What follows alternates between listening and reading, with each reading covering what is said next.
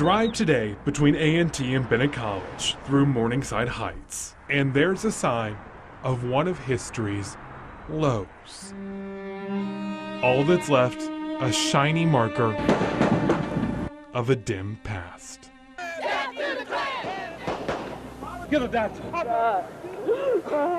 November 3rd, 1979.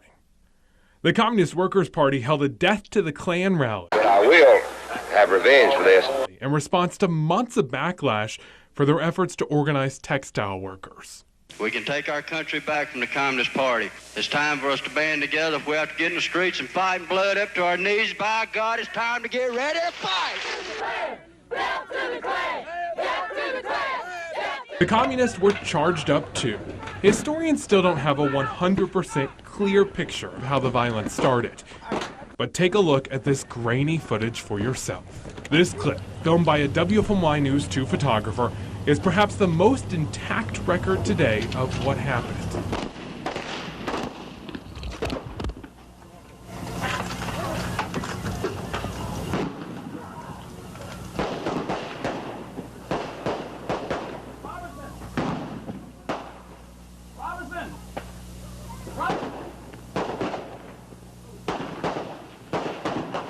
Notice the lack of police presence.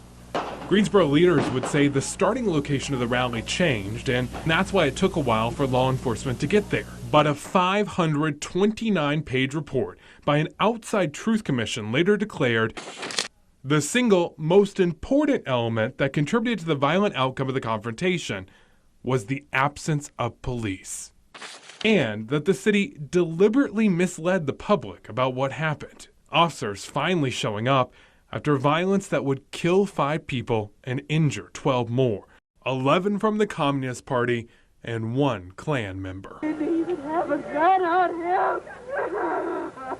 God. He's dead. Cesar Cos, Michael Nathan, William Sampson, Sandy Smith, and Jim Waller all lay dead or dying in the streets as police arrested protesters on both sides. This is a painting of me, Nelson Johnson, being arrested. Pastor Nelson Johnson has spent the past 40 years spreading the story of what happened, even speaking about the shooting in front of the United Nations. A Nazi who tried to stab me. He had a butcher knife and he was coming up on my midsection. I blocked it with my arm. The knife went through my arms. I can't raise this finger now any further than that because the muscle is cut off. His wife Joyce was down the road when shots were fired, but was on scene within minutes. So it wasn't just our friends who were killed, but a community was terrorized, and actually our whole city was under constant police surveillance. You know, you could hear helicopters up in the air. Going in and out of your home, you had to be worried about whether you would get shot. Immediately after, Greensboro leaders spoke out against those involved. This was an isolated, senseless, barbaric act of violence. And that these people will be dealt with as expeditiously as we possibly can deal with them. But despite videotape evidence, no one went to prison for the shootings. No one was convicted. You do still feel the hurt. Historians at the Greensboro History Museum also point out that the shooting happened 19 years after Greensboro's sit-in movement, which prompted the integration of lunch counters and made Greensboro internationally known as a hub of civil rights. It's really hard to understand where that gap and where that fell apart between those two things. It shows that the successes of the sit-in movements were tremendous, but that the problem the civil rights strugglers were working against was so very, very, very deep. Over the years, they've tried to heal, even saying Nelson met with the Grand Dragon of the Klan.